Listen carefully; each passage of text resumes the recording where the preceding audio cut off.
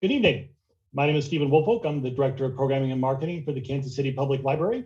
And tonight we continue our conversation on the future of work in Kansas City and across the nation with Austin Hall, the Senior Human Resources Manager at the Kansas City-based Pro Athlete, Inc., the company responsible for JustBats.com and a host of other sporting goods websites. They've long been considered one of the best places to work in Kansas City, but living up to that title came with new challenges during the COVID-19 pandemic as they, like every other business, navigated stay-at-home orders, mask mandates, and the Great Resignation. But Pro Athlete didn't just weather the storm, they thrived. In 2020, the first year of the pandemic, they were named the KC Chamber Small Business of the Year. In 2021, they expanded their business to start selling pickleball equipment. And then just this year, they were named one of Newsweek's best online shops. And they did all of that while focusing on culture and people. Austin, thank you for joining us tonight.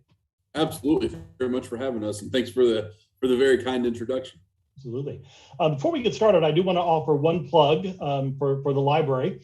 We're getting ready to launch our Spring 2022 Job Club, led by the library's financial literacy and career resources specialist, Rhiannon Johnson. And the focus of this next club is going to be on career transitions.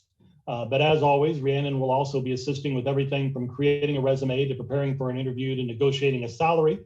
So if anybody's interested in participating in that, they can contact Rhiannon using the link that we'll put up in the chat. Also, I want to start out by asking you to tell us a little bit about the company and how it started. Yeah, it's a really cool story. So Wes and Judy Hedrick were the founders of Pro Athlete Incorporated.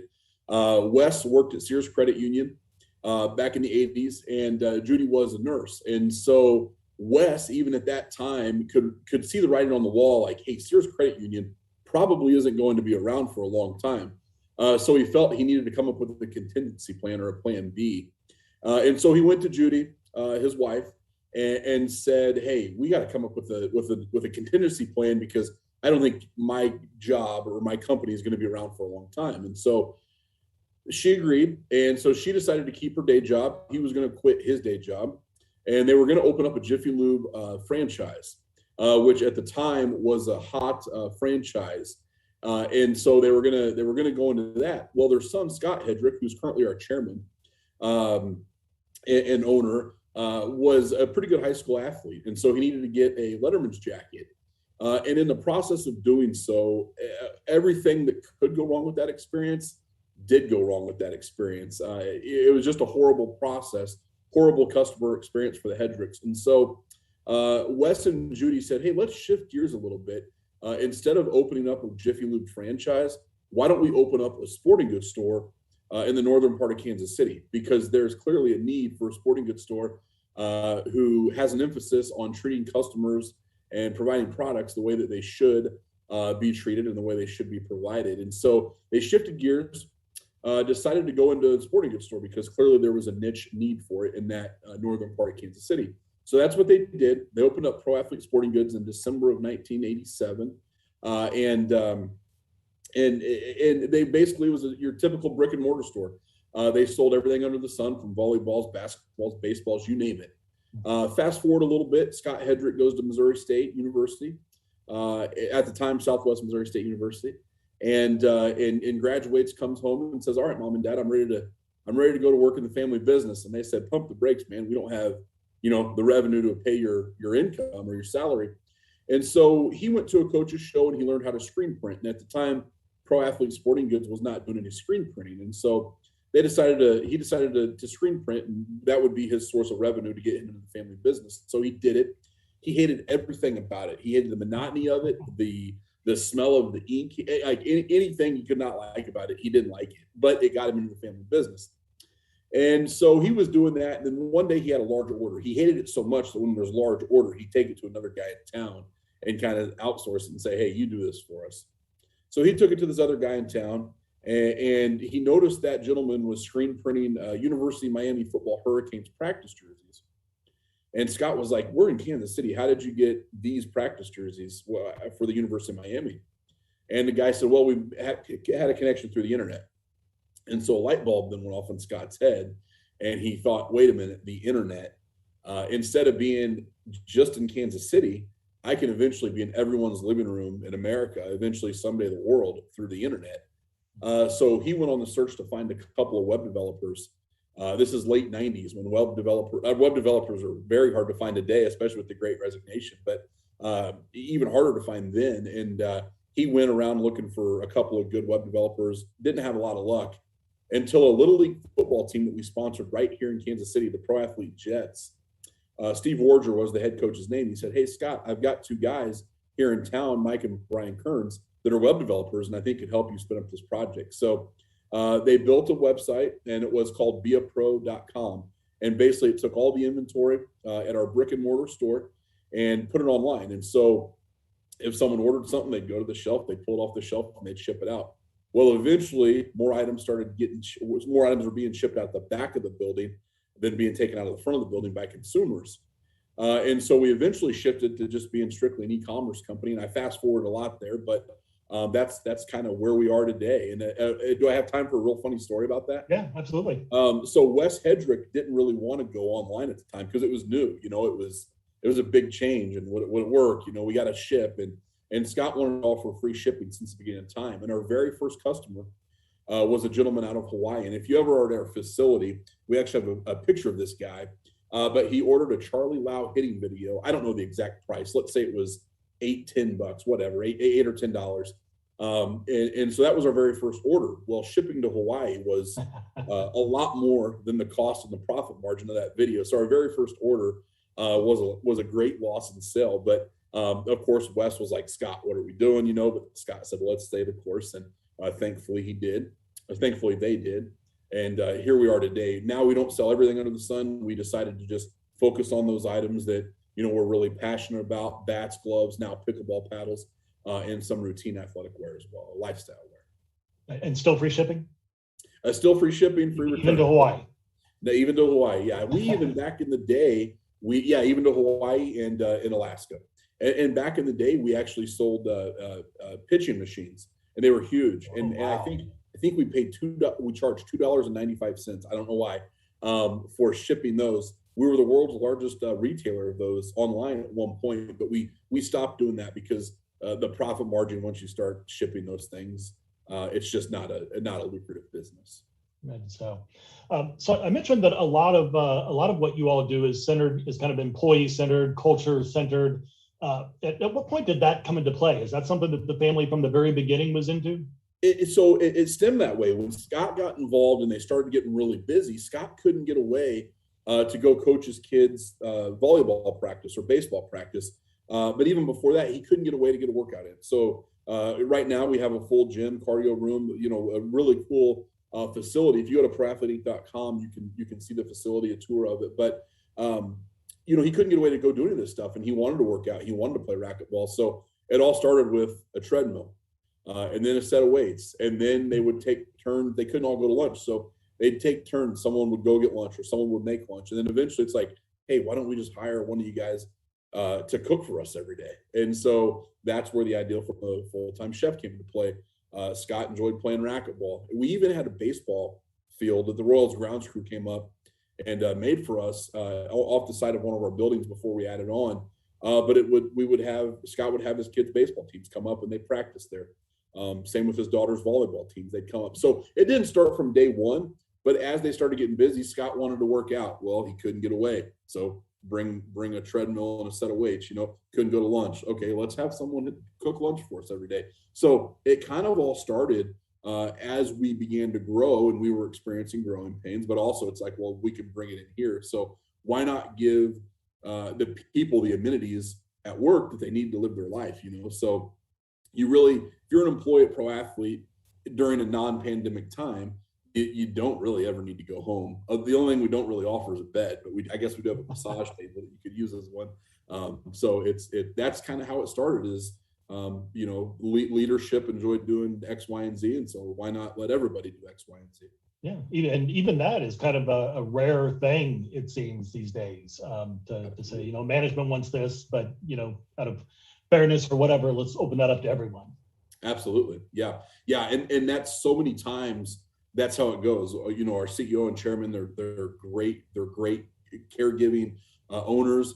and they always do what's in the best interest of the employees. Maybe they'll pilot something for a week or two. Hey, let's see how this works. But they hardly ever keep it to themselves. It always, shuffles down to the employees. I'm going to take a look at your website here.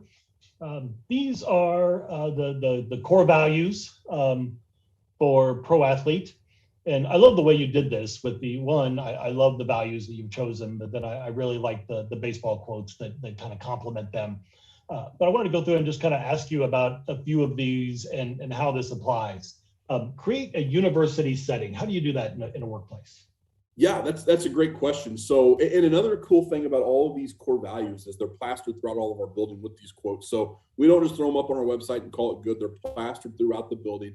And then create a university setting. So we actually have, not near as good as your libraries, obviously, but we actually have a Pro Athlete library in our facility where employees can come and check out any book they want. If there's a book that an employee wants that we don't have, we'll order it for them.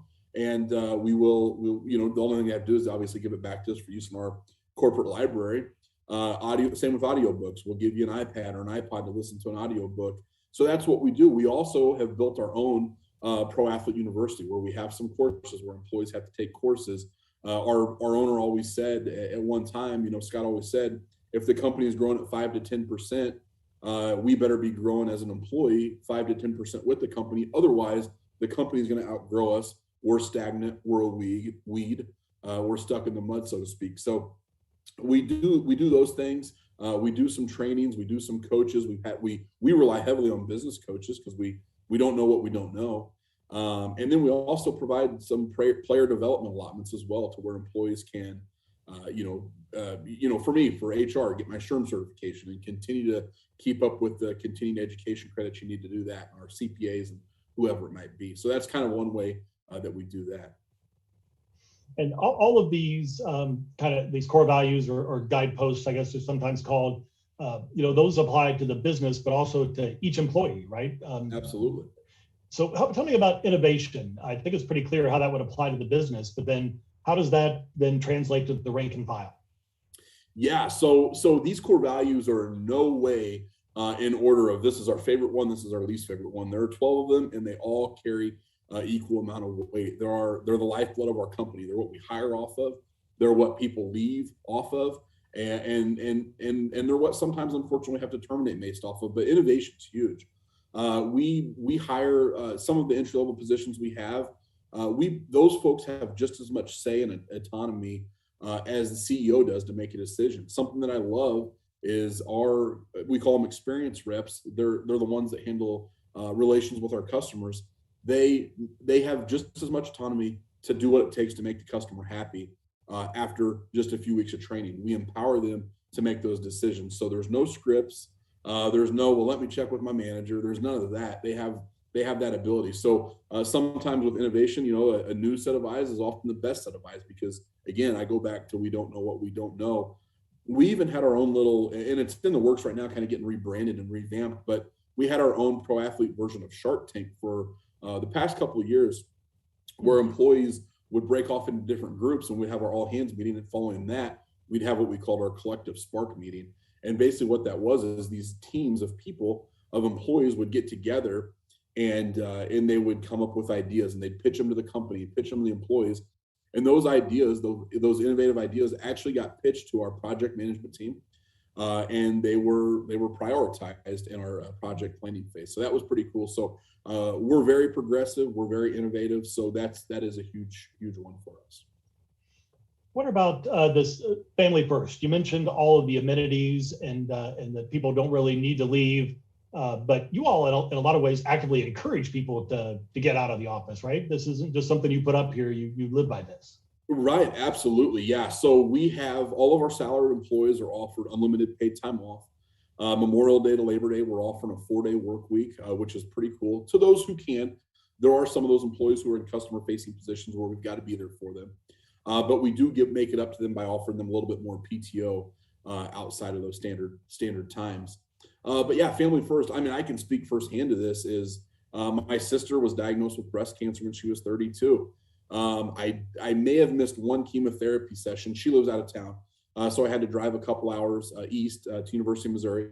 where she was getting her treatments, and not a single person said a word when I was working 4-day weeks, before we were working 4-day weeks.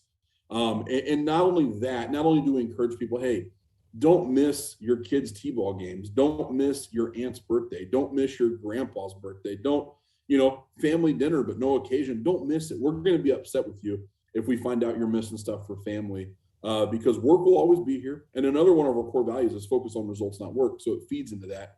But then another way we look at family first is, if you're an employee here, obviously you're a part of the pro athlete family. But not only are you now a part of that pro athlete family, your spouse, your significant others, your children, your parents, they're a part of our family. And so we actually unfortunately lost an employee yesterday to a battle with some health issues. And that, in my time at Pro Athlete, that's the first time other than our founder passing away that we've lost an employee. And today we spent so much time with various groups telling stories reminiscent of this individual. And so in talking to the spouse, it's been really cool. I mean, a very unfortunate situation, but really cool seeing how many people have come together and how many people know the spouse and the daughter, and everybody's communicating. So it really is a true big family. So, and that's first. So we want everybody to be a part of our family. I wonder if you can go back to before the pandemic and maybe just tell us a little bit about some of these perks that you're talking about, and how they then go back and reference those core values. Yeah, so basically every one of our core values that we have, there is a perk or a benefit that goes with it. So the university setting, we talk about the player development allotment. We create a university setting, we got the university. Family first. We've got the unlimited PTO or a very generous PTO balance. Be thankful. We've got a kitchen, we've got a chef, we've got spa services, we've got those amenities. So there are every single one, we tie it into something that we do in business. Create a healthy work environment. I mean, many times people think we're an athletic training facility and want to come train because we've got the swimming pool, the racquetball court, the batting cage, the basketball court, volleyball court, pickleball court, whatever it might be. And so every single core value that we have in place, we try to curtail that with something that aligns with that. And so prior to the pandemic, it was really easy because we had this awesome facility and it was a ton of fun. And anything that we did, I mean, build a fun and trusted environment's another one. We definitely did that. And we still try to do it. But I know I won't steal the show later, but going into the remote work environment, we face challenges in keeping up with those really cool things. In person, it was a lot easier because it's like, oh, here's a core value, let's bring it to light. Okay, here we go. But now it's like, here's a core value, how do we bring it to light when everybody's like me right now sitting in my living room? So you say easy, but I'm sure there are a lot of people that are going to be watching this that are thinking, wow, if it's easy, why isn't my employer doing this? Sure. You all put in some work to get all those things in place and to do it right, didn't you? We have. And fortunately, our CEO is very much a visionary. Sometimes he will ping me with an idea and I'm like, dang, that is really off the wall. Is he being serious? He really wants to do that? And then we do it because it does. It makes sense. It's innovative. And so, yeah, I say easy. It seems easy where I'm at, but it's not easy. It's easy for us because we've got for our culture, for our company, we've got leadership that loves to have fun. And so they want work to be fun and they want work to be our life. So you hear the term work-life balance a lot. Our CEO does not like that word, not because he doesn't think there needs to be balance, of course, but he wants our employees to feel like their life and their work is one and the same. He doesn't want people to have the Sunday blues. He wants people to be excited about maybe they have a boring Sunday. Hey, Monday I get to go back to the office. I get to hang out with my work buds or work pals or whatever it might be. So yeah, easy is probably not a good word. But for us, it has been easy over the past years to implement this stuff just because it's part of our culture. And luckily and fortunately, our leadership buys into the fact that it doesn't cost, it pays. And so to treat our employees and to take care of those who in turn take care of us, it makes it a lot easier to make those decisions at the high level. When you say it doesn't cost, it pays, I wonder, do you ever talk to other companies that or bosses that are coming to you and saying, wow, I wish I could do this, but I just don't think it's practical? we've had a lot of people. So in the past, we used to give so many tours, and hopefully someday we can get back to doing that again. We've shut those down over the pandemic, but we had several business owners in Kansas City and across the nation who've been to our facility and take it all in. And even if they can take one little thing, I used to always tell them, you can't do it all overnight. We didn't do it all overnight, but if you can take one little thing away and try to implement that into your company, then go and take something else, unlimited PTO in a way, it might cost less for the employer if you think about it, because certain employees, you have a bank of time you have to take off. Some employers allow those employees to cash those out to carry them over. So then it's kind of a liability. If you offer unlimited PTO to those folks who can take it, then it's like, just take your time. Don't stress about your allotment or your bank. Just if you want to go on a vacation, go on a vacation. But you do have to have a very strong culture in place to ensure that those employees aren't taking advantage of that. If you don't have a strong culture, I would wait for that one. But that's one that could potentially save the company money, because you're not having to pay out PTO balances on terminations or separations. That's not why we did it. We did it because we didn't want a first-year employee to tell his friends, man, I can't make your destination wedding. I've only got, 3 weeks of PTO. Sorry. Or, yeah, no, I can't go to this 4-week excursion in Europe because I've got to work, like that stinks, So that's one thing that it could potentially save money, depending on your current PTO policy. But, lunch, that could be, depending on the size of employees, well, now food prices are increasing, but, that could be something maybe once a month you feed your team.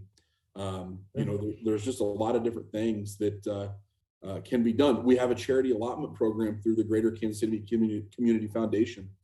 And that is basically every employee has either $500 if they're seasonal or part-time, or $1,500 if they're full-time employees, to give back to any charity organizations of their choice. So if you're a CEO or business owner and you're giving money to charity anyway, and maybe it's part of a tax deduction plan for you, then you can give money to Greater Kansas City Community Foundation.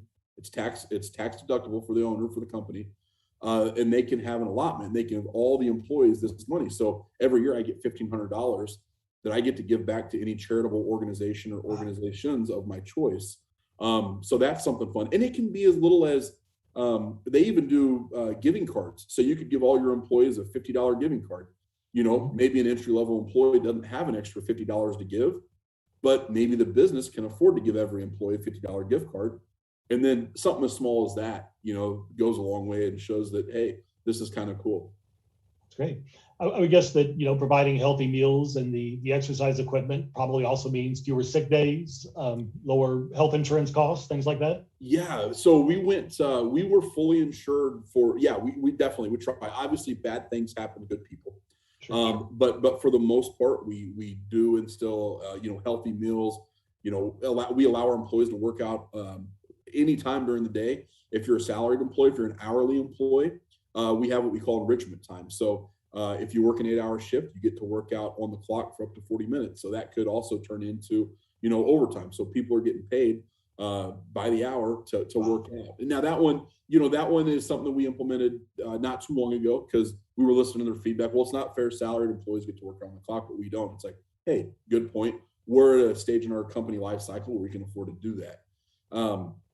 But even if we weren't paying them, allowing employees to clock out maybe and do that. But yeah, we feed our employees. And then you mentioned health insurance. We were fully insured for the longest time, meaning we were, Blue Cross or United Healthcare or Cigna, any of the big carriers were our insurance company. We had no vision into our plan, and plans were going up 17, 20, 15% a year. And it was crazy. And so we put our heads together and we said, hey, let's become self-funded. So now we're self-insured with reinsurance backing us. Now I have full visibility. Obviously we're HIPAA certified and all that, but I have full visibility into all the claims. So we know exactly what our population is struggling with. We have a mental health provider that we hire for our employees to use. We only have our EAP as well, but we have Dr. Jacqueline Keitel at Pet for Life in Kansas City here. We use her services for our employees and provide those. We have a near site clinic that we use as well. So some changes that we've made to keep health and wellness in mind for our employees as well. We have an audience member asking on YouTube, has there ever been an innovation that you've put in place that hasn't worked out? That's a great question. Let me think on. I know there has been. While you ponder that, I'll ask you this then. Yeah. Do I remember correctly that you actually do a required vacation, mandatory vacation? We do. Yeah, we do. So we have the unlimited paid time off for salaried employees, and we found that employees maybe weren't taking quite the time that they were in the past, and that wasn't our intention. We wanted employees to do that. So now we recommend employees that have this unlimited PTO obviously take all the time you need, but in addition, we recommend they take at least 5 consecutive days, one time out of the year, get away, go on a vacation, staycation, whatever it might be, and do that. So. Okay. So prior to the pandemic, then, how is all of this working out in terms of the bottom line, productivity, employee retention? Sure. So I will say this. So my productivity, and I'm pretty sure you could ask our CEO and he would agree. My productivity personally has gone up tremendously in working from home. I'm an extrovert. I'm the annoying guy in the office that's always talking to people. And so my productivity, I don't have anybody to talk to here. And so my productivity has gone up. Some people's productivity, they struggle with it. They don't like it as much. Overall, as a company, our productivity has gone up a lot. Because I think, when we used to give tours, we laugh and people would say, do your employees even work? Because we go to the basketball court to be a pickup basketball game going on. There'd be a ping pong game going on, maybe a competitive game of RBI baseball in the cafeteria, whatever it might be. So people would joke and say, do your employees even work? Jokingly, because they work their tails off. So we've got a very good group of people. And productivity has probably been a little bit better since we've been remotely, but I think we're missing that piece of the culture we're missing that piece of the culture where we were a really, really, really fun place to work. We try to make it fun now, but you're also limited. We don't have the workspace that we used to have. So we want to get back to that in a hybrid fashion, but yeah, so it's tough right now. It's harder, but productivity is probably better. So as I think back to the start of the pandemic, it all seems to have moved pretty fast, but in the moment, it was kind of the slow, relentless crawl toward a shutdown. And I wonder if you could tell us a little bit about, as all of this was unfolding, maybe before the shutdown happened, but when we were first starting to think, oh boy, this could happen, what kind of conversations were taking place there? Yeah, so I remember, I think Kansas City went on their shutdown on March 17th. Mayor Quentin Lucas instilled that on the 17th, I believe. Don't quote me on that date. But I know for a fact, we actually went fully remote a little bit ahead of that. We shut down on March 13th at 1 p.m. I'll never forget it because I was dreading it. But it was only 2 weeks, so it wasn't going to be that big of a deal. We can all hunker down for a couple of weeks, right? But yeah, I remember our CEO and was involved in my, talking to me, my office, our IT staff. They're very good at what they do. They're very innovative. So it wasn't really that hard for us to go completely remotely. The only thing that happened is we had to give some people some laptops. We had to order some extra monitors, make sure everybody had VPN on their computers. But it all happened in less than a week. I would probably say probably 3 or 4 days. Our IT team were working long days because we saw it happening. Our CEO and myself, we felt that it was the safest thing to do at the time, because why risk it? If we have an outbreak in our office and we lose an employee, we lose an employee's family member, we lose a customer, whatever it might be due to the pandemic, we didn't want to do that. And we are in a situation where we can work entirely remotely besides our fulfillment center employees.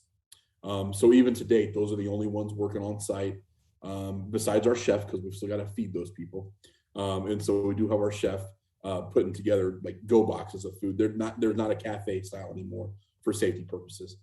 But it was tough. But luckily we were probably more innovative than we realized we were at the time, because it wasn't hard for us. When I had friends and family members who were freaking out because they wanted to go remote, but they couldn't because their infrastructure wasn't set up to run like that. So a huge kudos to our IT team. Caleb Gilliland and his staff for getting what they got done was incredible. Was there a point at which you thought, boy, we built our business model around these perks, and now we can't offer them anymore. What are we going to do? Yeah, that's a great point. Thank you for that question, because you jogged a memory in my head to that last question that was asked about something that failed that we wanted to implement. It wasn't necessarily a perk or anything, but during the pandemic, we're sitting there jogging our heads like, what can we do to have fun? Like, we're sitting here, people aren't leaving their houses. When we go to the grocery store, they come home and they're wiping down their cans. I mean, we all remember those times. It was crazy. So there was nothing to be fun about it. Our sales were horrible. There was a time period where we were giving away more money in returns than we were making, because people weren't playing baseball. People weren't playing anything. People weren't leaving their houses. And so it was really scary. And we were, racking our brains, a few of us, how long can we survive right now, given the money that we're giving back and the lack of revenue that we're bringing in. And thank goodness when Major League Baseball came back, we kind of saw an upshift and leagues coming back a little bit. So that helped us greatly. And we were fine. We had a plan in place, but it was scary.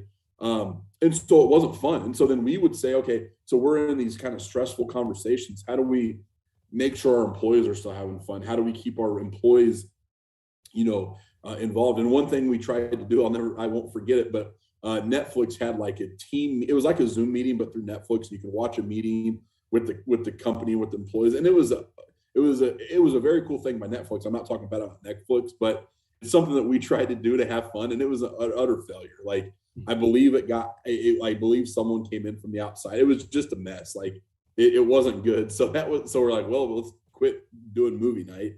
But yeah, we still did like some wellness competitions remotely that we did with one another. We encouraged people to still take lunch hour together. So we had 3 different lunch shifts where people would eat at your kitchen table, but you would be on a Zoom call with some of your employees. And that was cool for a while. It sizzled out. We did a lot of happy hours, and a lot of our employees built their own little happy hours. Sometimes HR wasn't invited to all those, but we did some happy hours. We actually worked with Jay Rieger Company one time, did a little bit of a happy hour remotely type of deal. So we've done a lot of DoorDash gift cards. We actually did one just last week for the Chiefs' first playoff game. Sent everybody a DoorDash gift card. It's like, hey, enjoy lunch on us. We've got another little surprise coming tomorrow for this round of playoffs, but employees don't know about it yet, so I won't reveal that secret. But yeah, just little things like that. We try to get creative, and I am open to any ideas. I'm sure a lot of viewers right now maybe have done better stuff than we have, but we're trying. But it's just such a different environment than what we used to be. So even if we think something's really cool, it's like, well, it's corny compared to what we were doing. So it's a hard balancing act. So I am open to ideas on that if people have them. So throughout all of this, there's been kind of this common struggles for companies that are trying to find a fair way to handle the fact that there are some people that they just don't have jobs that can be done remotely, and that was a hardship. And you all actually kind of found an interesting way of dealing with that. Can you tell us about what you did? Yeah, absolutely. Yeah, thanks for bringing that up. So we had a group of employees who their job just unfortunately didn't fit in.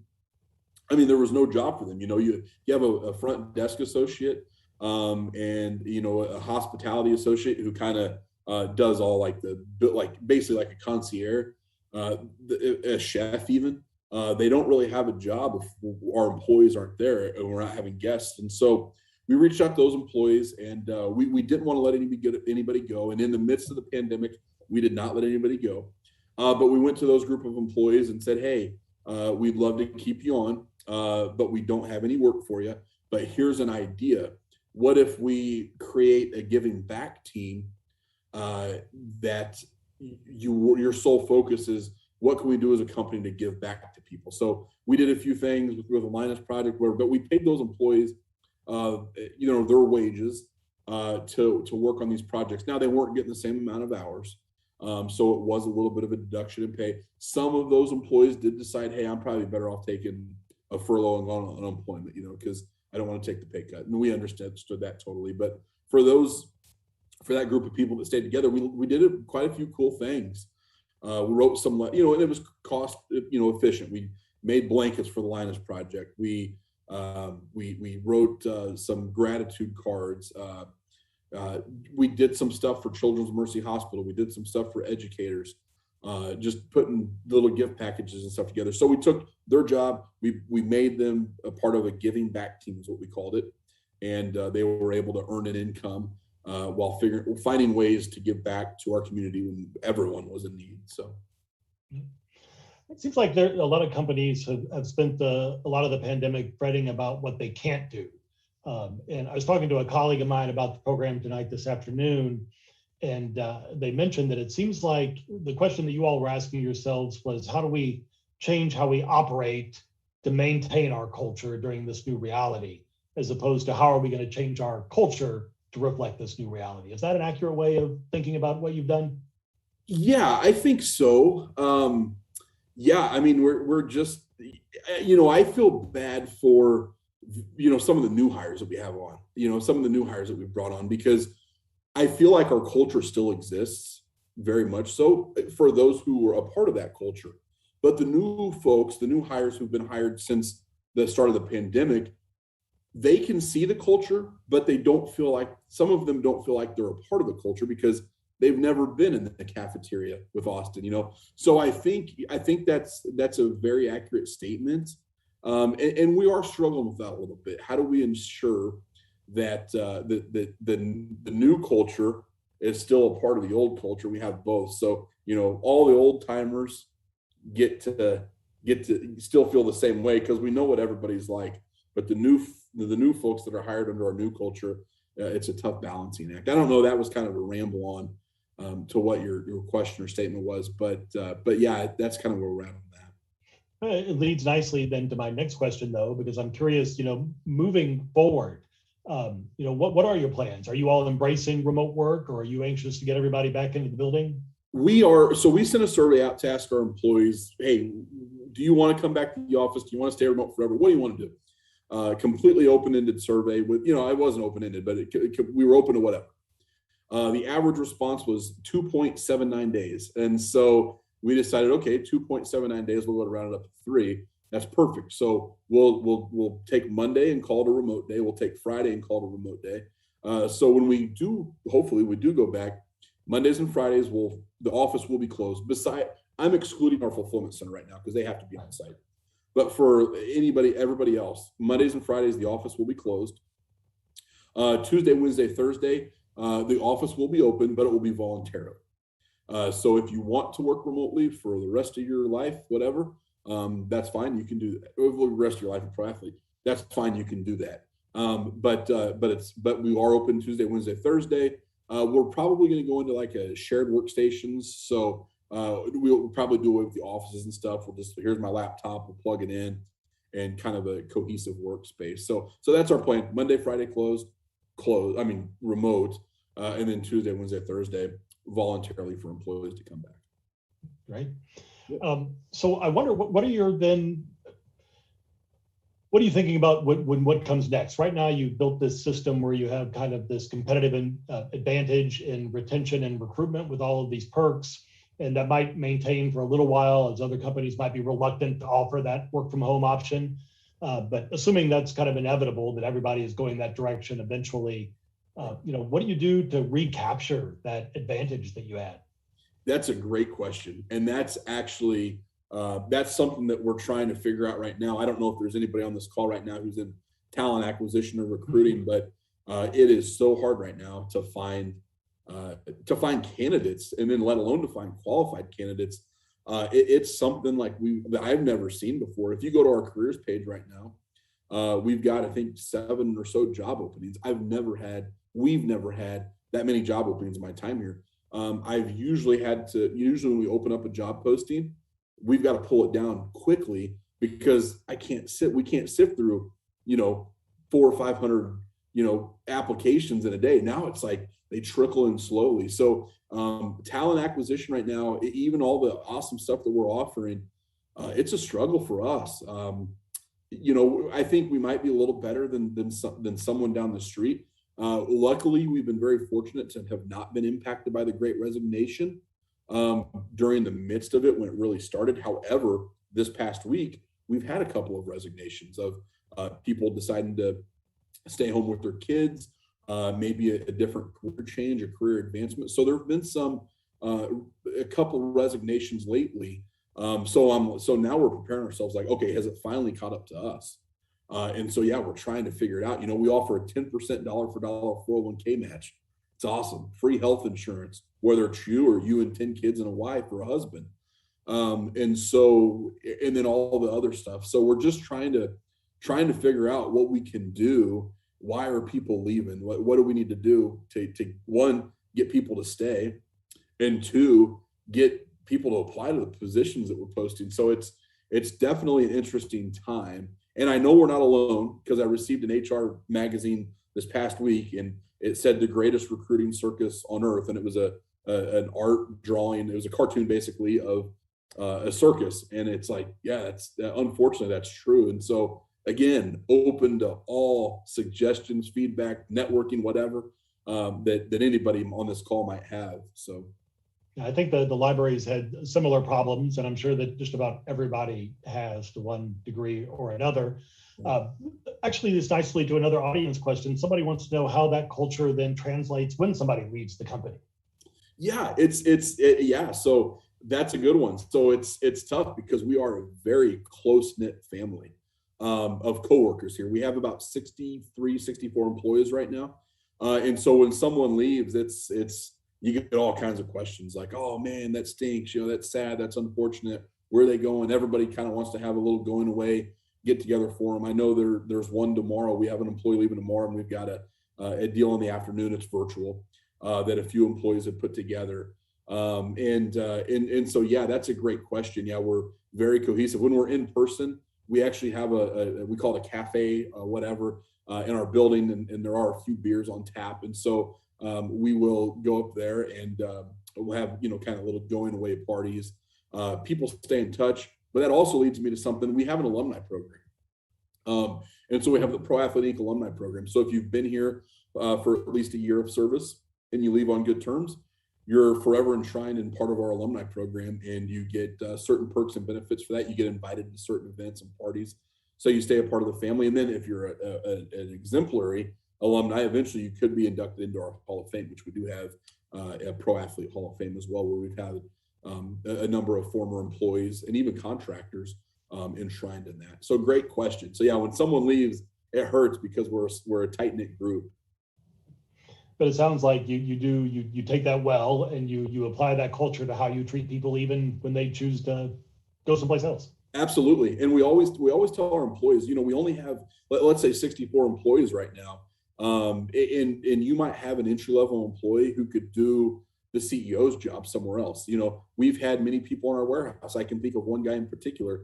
He was a receiving guy. He received products in and whatnot, but understood everything logistics. He went on to another company. Now he's running their entire operations. But he probably wasn't going to move up here because there was someone in his way who was already doing a great job. Not saying if someone's in your way and they're not doing a good job, you couldn't bump them out of the way, but sure. That person was doing a great job, and this individual had nowhere to go. So we always tell our managers and stuff, it's not always about coaching them up, but coach them up. And sometimes you got to coach them up and out and be happy for them. I look at Coach Andy Reid. He's got a heck of a coaching tree. They're not all on his staff still. Matter of fact, he's facing one this weekend with Dermott. So, and that's something that a company should be proud of, knowing that we've got pro athlete all-stars, scattered throughout the community and nation. So, we embrace when people, we don't want people to leave, but we embrace it. And we also sometimes will rehire someone. Maybe they've left, grown, and then, hey, we'll welcome you back. Laid down the road if something lines up. That's a great answer. I've always thought that if an employee reaches a certain point in their career where you can no longer offer them the advancement that they deserve, then you owe it to them to not only allow them to seek out that opportunity, but to help them in any way that you can.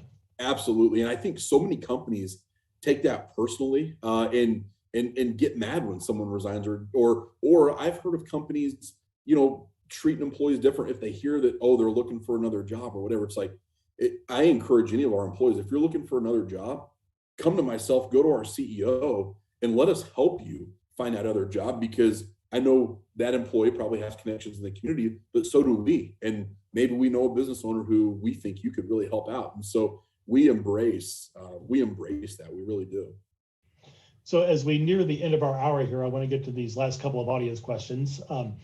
You hit on this. Somebody asked if you're hiring, and you mentioned that you were. I wonder if you can give us just kind of an idea of what kind of positions that you're having trouble filling right now? Absolutely, sure. So we've got a number of positions up right now. If you go to www.proathleteinc.com, so it's proathleteinc.com, go to careers and then open roster spots, you can see all of our postings. A couple of them I literally just posted right before this meeting. But a couple of them, I might be missing a couple, but I know we're hiring part-time seasonal fulfillment associate right now in our warehouse. We're hiring experienced reps, which are customer service reps. We're hiring a director of finance and analysis. We're hiring a director of people and culture. So someone to come in and really ensure that culture stays strong and to give us a fresh set of eyes on how we can make this culture continue to be strong in a remote environment and a hybrid return environment. We're hiring an executive assistant level position.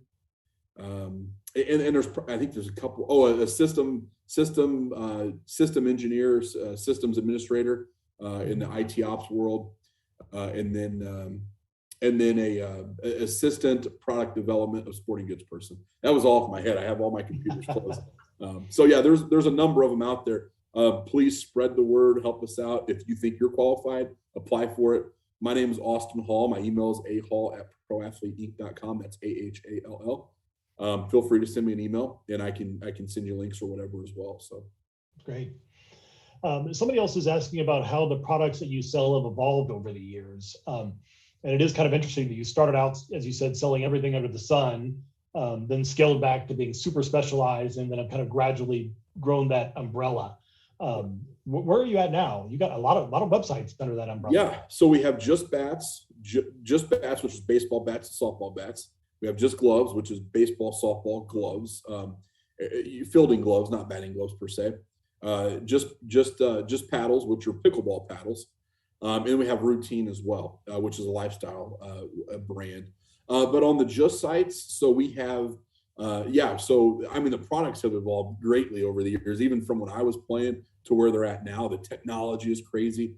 But how we got to those products is, when you stock a pair of cleats, you've got sizes 6, 6.5, 7, 7.5, all the way up to 13, 14, 15, whatever the sizes might be. And then you've got different colors. So it's really hard. Not really hard, it's doable. A lot of places do it, but we chose our products because, baseball bats, we have different sizes, but there's one color scheme. Everybody needs a bat. There's a limited size range. Profit margins are good. And it's a main piece to the one sport. Same with gloves. It's another main piece. Same with pickleball. It's another main piece. So we really focused on the main piece and focused on that. We wanted to do really good at that. Now we have started to do a lot of add-ons lately in the past few years.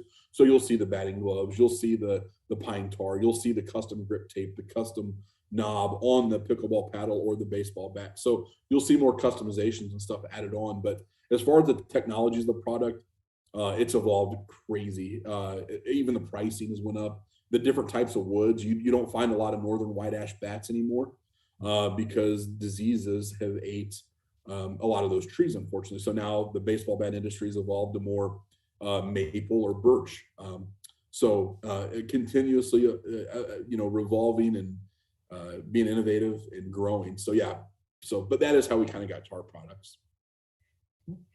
So I want to end with this. I imagine there will probably be a lot of people that are watching this and thinking, wow, that's a place that I would like to work. But obviously you can't hire everyone. The same is true at the library. I think it's a great place to work, and I'd like to share that experience with as many people as I can, but you just can't. I realize this is a difficult question, but is there any advice that you would offer to people that are either maybe they want to find a job more like this, or they want to convince their employer that they should offer some of these things? How should they go about that?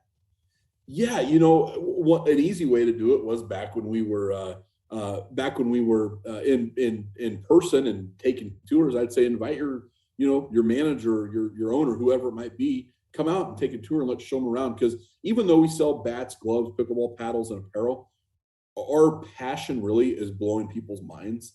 And that's something our CEO says all the time. It's not one of our core values, but we love to create really good experiences for employees, customers, vendors, lenders, family members, whoever it might be. So true passion is blowing people's minds. And with that, we want people to learn that you can do business the fun way. Business doesn't have to be not fun like it has been. And I think a lot of companies and organizations are doing a really good job of instilling that. And it doesn't always have to be around, money. Maybe it's a casual work environment. Maybe if you're not meeting with clients, maybe it's okay to lax the dress code a little bit and let people be comfortable. Maybe you don't have to go way above and beyond to potentially earn a jeans. And now, if you're in a professional industry, you've got client-facing stuff. Obviously you got to dress the part. I get that, but there's a lot of things, a lot of tweaks you can do that might mean a lot to your employees. And how to do it, I think every organization is different, but maybe there's a mentor. Maybe you go to your supervisor. Maybe you go to the manager. A lot of times you can't go to the CEO or business owner. You can't get to them, or maybe you're intimidated by them. But a lot of times there's those advocacy groups. Can you go to your HR department? Can you send a link? In a very nice way. Hey, check out this really cool company. There's another really cool company in town, North Point Development. I've heard a lot of really cool things about them. They're doing a lot of really cool things. They've in the past came and toured us to try to get some ideas, and there's a lot of really cool things going on in the community. So that is a tough question, because how do you go to your business owner and maybe present an idea without sounding, you don't want to sound like you're entitled or you're expecting more. So, I think there's a good approach to it. But yeah, you all know your situation better than I do. So figure out your situation and maybe approach it that way. So it seems like now might be a pretty good time for it, because absolutely, we both said everybody is looking for ways to attract and retain employees. So, if there was ever a time that you were going to go to your employer with a suggestion for improving the workplace, now is probably it.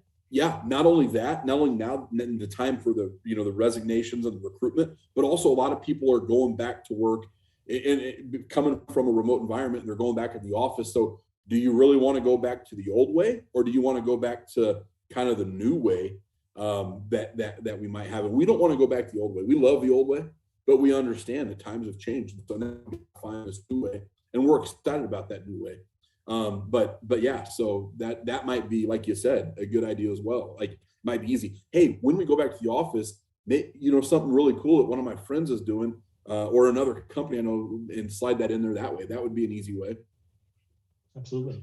Well, Austin, this has been great. Thank you so much for joining us. And thank you for what ProAthlete is doing, modeling good employer values out there in our community. Absolutely. Thank you for having us so much. Thank you for, introducing me to all these people. And if anybody ever has any questions, seriously, you can reach out to me. I threw my contact info up there, or reach out. And thank you again to the library for everything. So we greatly appreciate you all as well. That's good. I'll be reaching out to you soon about that drop by baseball bat. Bring it on. We're ready. All right. Good night, everybody.